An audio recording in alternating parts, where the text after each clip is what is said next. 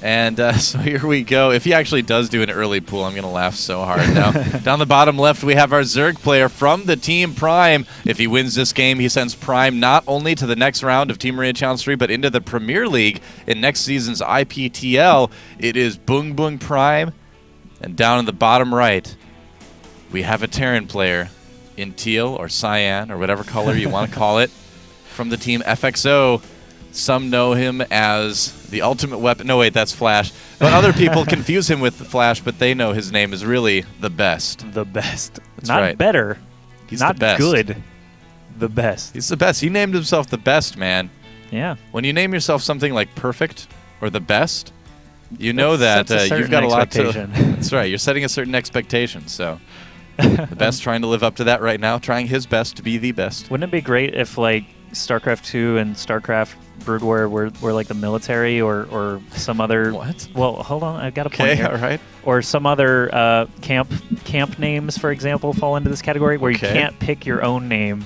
It has to be given to you by someone else that ranks above you or has been there longer. I think that would be a fun time. Well, although BboongBboong might still end up with the same name because it just means cute fart, doesn't it? So. Well, it depends. I mean, I don't know what things are like in the team house. Someone might name BboongBboong as an insult. That's true as well. I mean, you definitely can't let casters have any influence on this. That's true. That would be the worst thing ever because then the best would just be known as Banshee Loser. Banshee Loser. FXO Banshee Loser. Bit by Bit would just be known as, well, bit by bit. Bit by bit, yeah. You know, well, I mean, that'd be, because see, that's the thing. It's like, we need to be able to scream their name. That's true. When we're excited about them. Yeah, but the best! The best! The best. We didn't even really scream that. We were just like, bring your SCVs, please. But he had more than enough. Some players' names are kind of hard to, like, yell, you know? Like, for instance, LOL vs. XD. Yeah, LOL vs. XD. I don't know why very difficult. Apocalypse came to mind there. Apocalypse. Apocalypse. Well, it's just a bunch of syllables. LOL vs. XD is a much better example, though. And Mikol, because we don't really know how to say it. Mikol! Sorry. Sorry, Karante Esports Club. We're picking on your names a little bit. No. You did this to yourselves. Never. Never. So the nice thing for BboongBboong is that his Overlord did see the command center right away, so he does know where his opponent is. The best getting his wall off going at his main base. And what are we going to see from BboongBboong? Like you mentioned, he picked a map that does sort of favor two-base play. It is a little bit different than the current ZVT metagame. A lot of Zergs wanting to take that very fast third, use the larger amount of queens that you can get now with that plus range to do some damage. But look at this, very quick Zergling speed actually from BboongBboong. So he's going to be able to get some map presence very early on with some speedlings. We don't know. He may decide to go for like a Baneling all-in. We've seen him do it from time to time.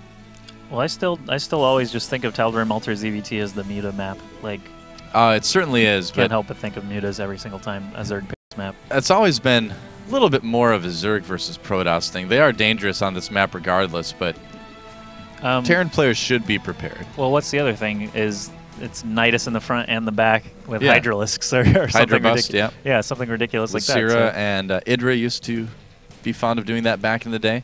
Yep. Once you do it one time, I mean, you're fond of it. Feel pretty good about it. That's right.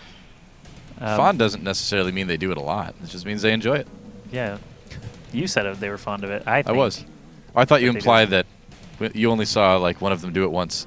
No. I've seen it a bunch of times. Oh, okay. It's fun to do. And honestly, that's more of a verse Protoss thing too, actually. So most Zergs really just play kind of standard on this map. It's a good map. It's a good map for what we may see an all-in here. Look at this, 22 Zerglings being made right away. Although this may not be all-in. This is actually just something that Zenek's Life likes to do a lot, making about 30 Zerglings, totaling he has 28 right now, and then trying to get in to do some early damage. It's gonna be tough. You can't get through this, obviously, but that's not the point. Yeah, his point is to deny the natural expansion. Yeah, he's gonna shut it down pretty hard.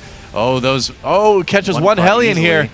Zergling speed is done, so any SCVs that don't make it through are going to be forfeit. And wow, he's actually going to kill this bunker pretty easily. Yes, he will. That's a nice thing about doing this little attack with speedlings is that you can actually kill bunkers fairly efficiently in this particular situation. The soft, fleshy inside. That is it. They do. They're filled with Marines. Gooey Marines. That's right. So the best is actually going to have to take a little bit of time here, but look at this.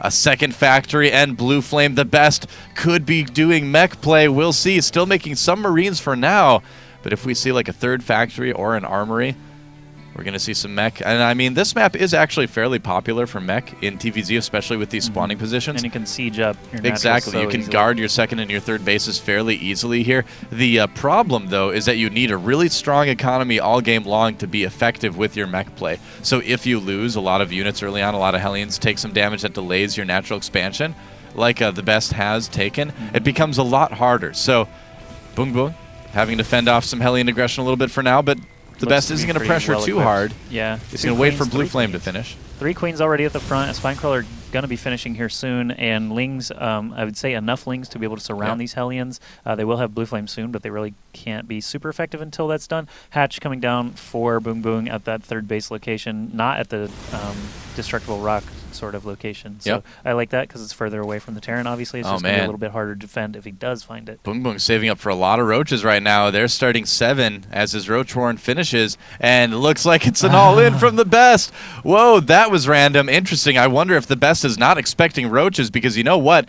SCV Hellion does not do too well. How many Marines does he have right now? He only has 1 Marine. Oh, TheBest. This may have been a small miscalculation. Oh, what's happening? Lings are going to catch all the SCVs. Oh, look at this. This is not good either. Oh, TheBest. They're just going to run into the base. Oh, TheBest. Oh, TheBest. Wow, Roaches man, up here we pretty go. well. Transfusion on the Spinecrawler keeps it alive even longer, and the Hellions have bounced around to the side. They've got their Blue Flame, but still just extra tickling for those Roaches. Zerglings busting down the supply depot. One of them had the depot call down on it, too. Oh, wow. So TheBest GG. is just done. Oh, TheBest, but that's okay. Prime Clan wins the match 5-2. BboongBboong coming in the end with a little bit of Zergling.